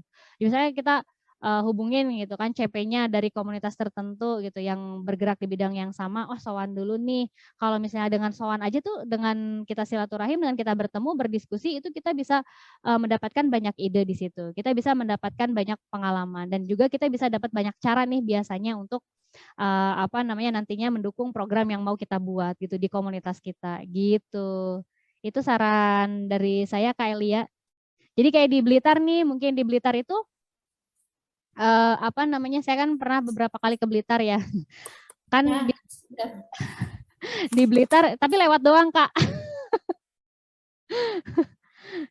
Jadi kalau misalnya di Blitar gitu ya, komunitas Read Aloud itu baru ada satu gitu. Apakah ada komunitas-komunitas lain yang bergerak di bidang literasi? Kan bisa Kak Elia mampir ke sana gitu. Jangan-jangan ada program yang bisa dikolaborasikan gitu. Jangan-jangan ada tim yang bisa digabung gitu kan ya. Misalnya saling membantu gitu kalau misalnya kekurangan orang gitu sehingga SDM-nya jadi lebih powerful gitu di komunitas kita. Itu tuh hal-hal sederhana seperti itu sebenarnya yang kita rindukan ya. Ketika pandemi ini kan jadi agak susah gitu ya buat kita ketemu offline. Nah itu mungkin sekarang bisa kita mulai lagi nih ketika sudah, ini kan udah agak membaik gitu ya, kita bisa mulai ketemuan offline lagi, mulai bisa kerja sama secara offline lagi kayak gitu. Itu mungkin Kak Elia. Baik, baik. Terima kasih sarannya nih Kak Elis. Wah, ya benar banget ya Kak. Jadi penting banget mengenali dulu ya daerahnya itu dulu ya Kak ya. Dikenali dulu yang lainnya, komunitas-komunitas yang sejenis, dan menarik sekali tadi ya, mulai dari hal yang sederhana. Jadi memang benar Kak, kita mungkin ngelihat yang lain, wah itu kegiatannya wow gitu, kita jadi sekarang yang aduh minder gitu ya, ini bisa nggak bikin seperti itu. Jadi ternyata memulai dari kegiatan yang sederhana itu bermakna juga ya Kak nantinya ya. Sederhana tapi rutin seperti itu ya Kak, konsisten ya yang penting gitu ya Kak. Iya betul. Betul Baik, sekali baik. Kak Elia. Terima kasih. Terima kasih.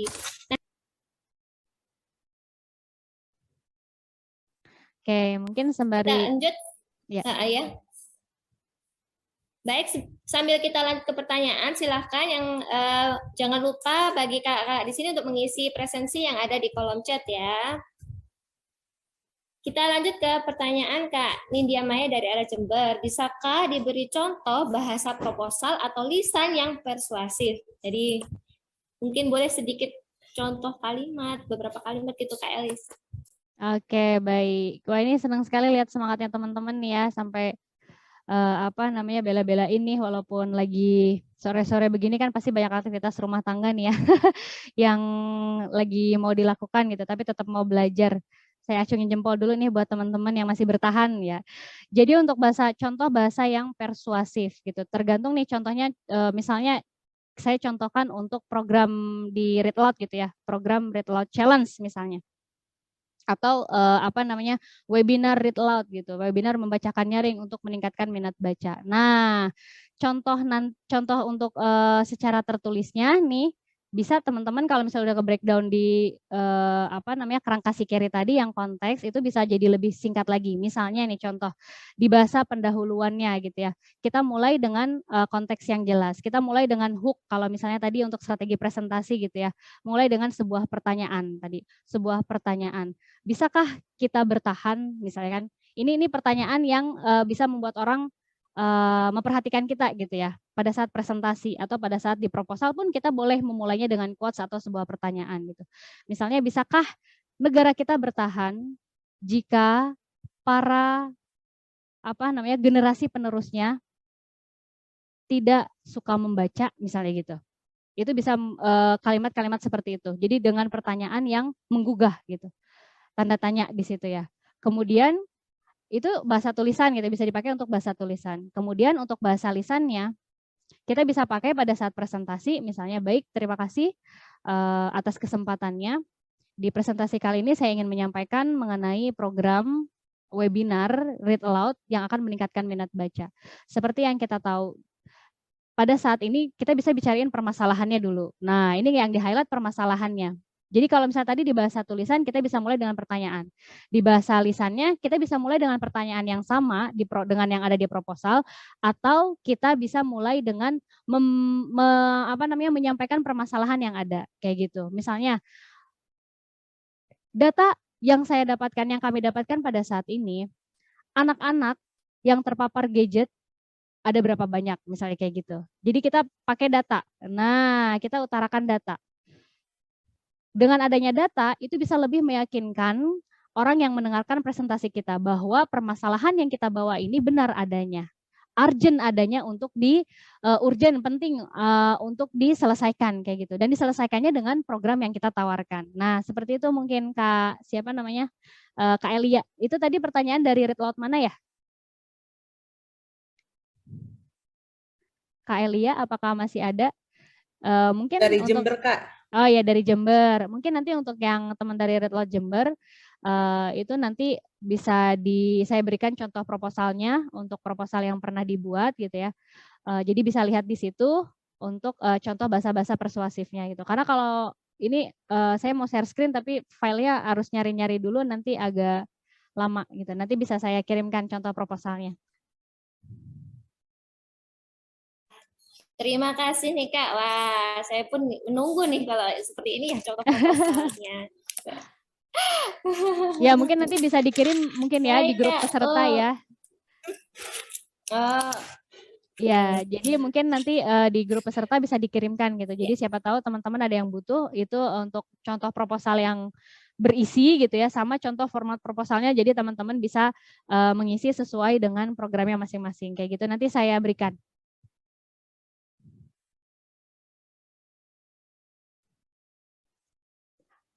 Halo Kak Elia. Baik.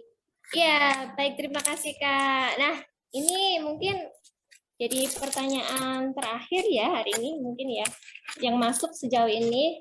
Jadi bagaimana kalau tadi ada pertanyaan tentang bagaimana kalau perusahaannya non profit ya kita. Nah, sekarang bagaimana kalau yang jika dituju itu perusahaannya itu profit, karena sering sekali perusahaan itu menyisipkan atau meminta memasukkan barangnya atau meminta kita agar untuk promosi barangnya itu. Nah, bagaimana agar promosi tersebut tidak menjadi poin utama dan kegiatan komunitas tetap menjadi prioritas.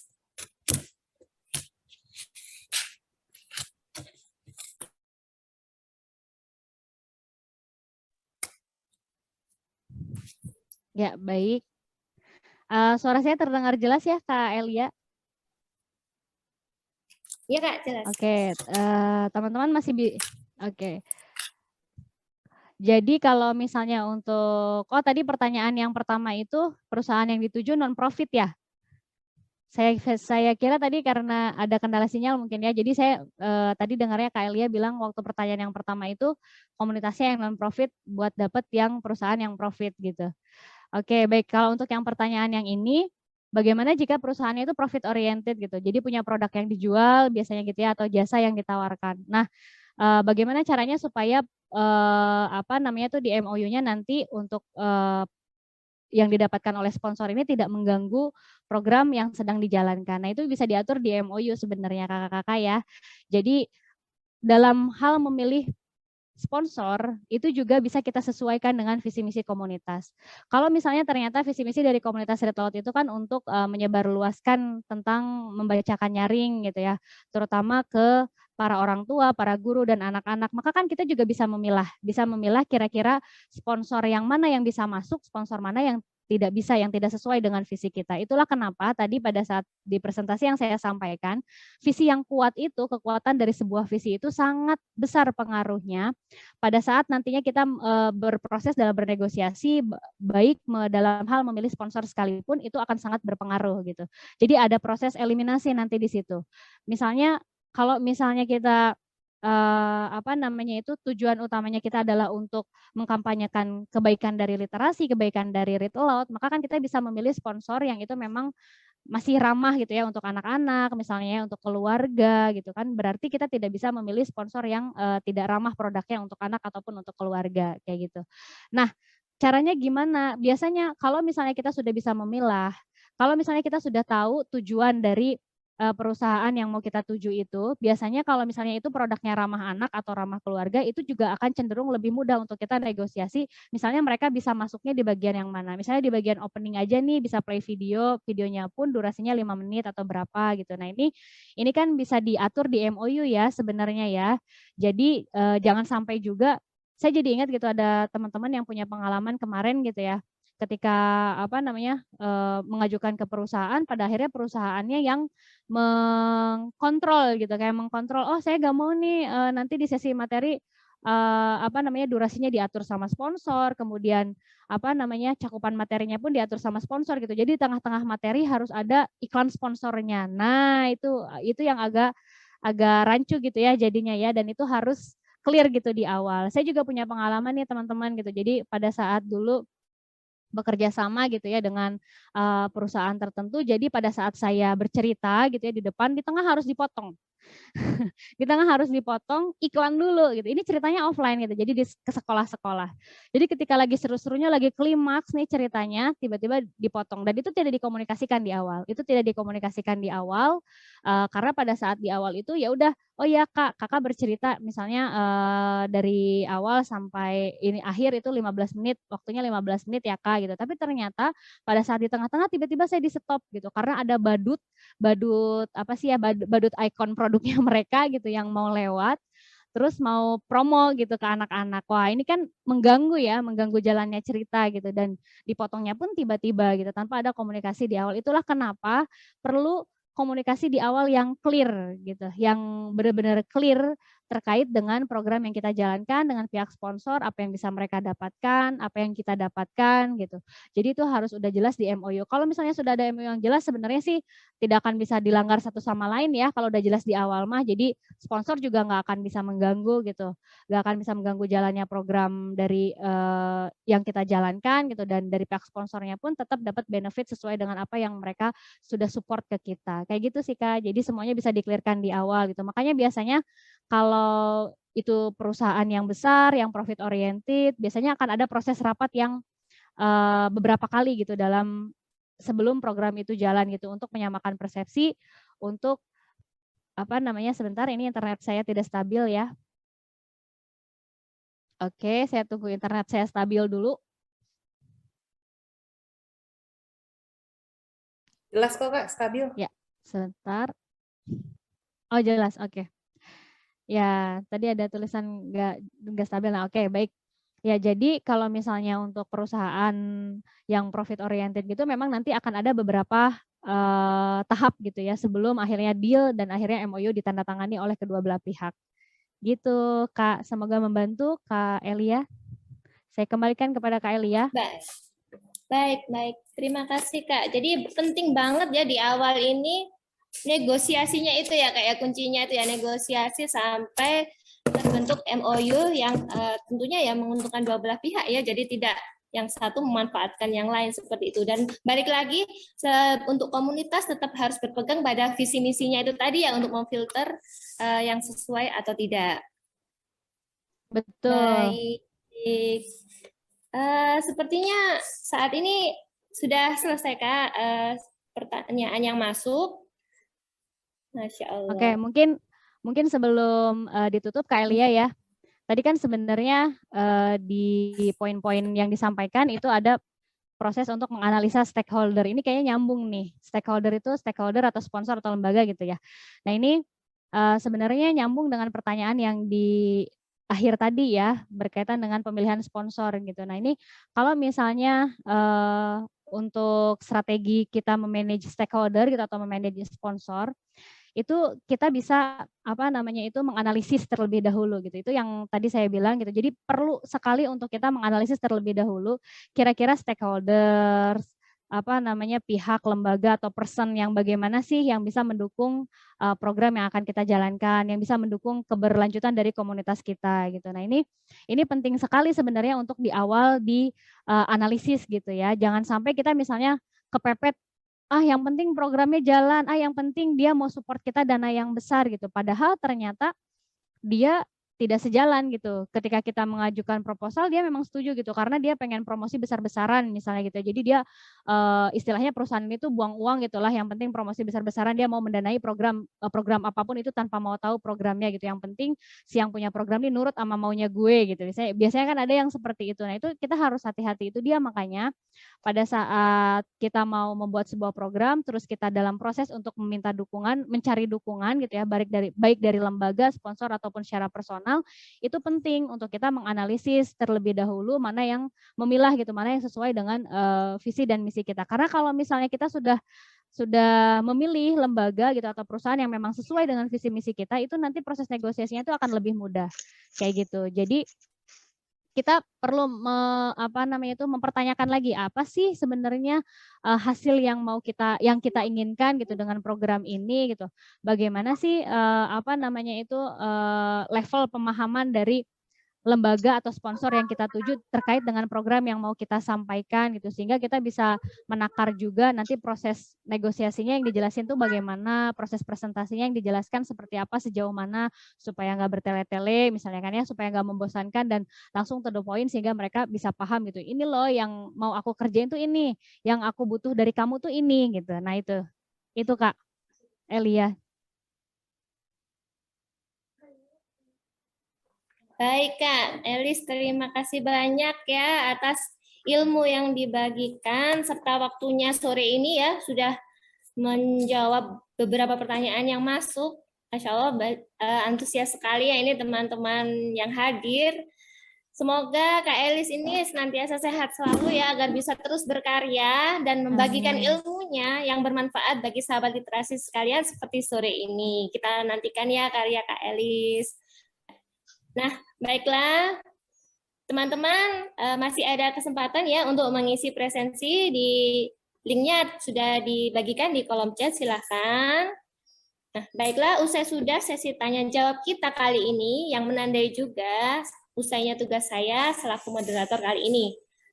Sebagai pengingat, penting ya bahwa dalam menceritakan program komunitas kita perlu paham dulu kekuatan dan visi dari komunitas kita, serta jangan lupa untuk menerapkan strategi dalam presentasinya, serta seperti yang Kak Elis sampaikan tadi, analisa kita harus baik sejak awal.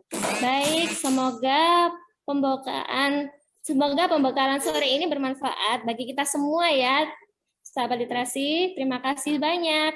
Beli baju bersama Ibu, mampir ke pasar, mau beli duku. Selamat bermalam minggu, saya pamit undur diri dulu. Terima kasih, Assalamualaikum. Saya Waalaikumsalam. kembalikan ke Kak Lisa. Terima kasih Kak Elia, terima kasih banyak juga untuk Kak Elis yang sudah share materinya yang sungguh sangat bermanfaat sekali. Tadi saya dari pemaparan yang Kak Elis tadi sampaikan, ini kan teman-teman mungkin agak kesulitan mungkin ya untuk bekerja sama dengan dinas pemerintahan. Nah, strategi yang disampaikan Kak Elis tadi itu bisa digunakan. Seperti itu.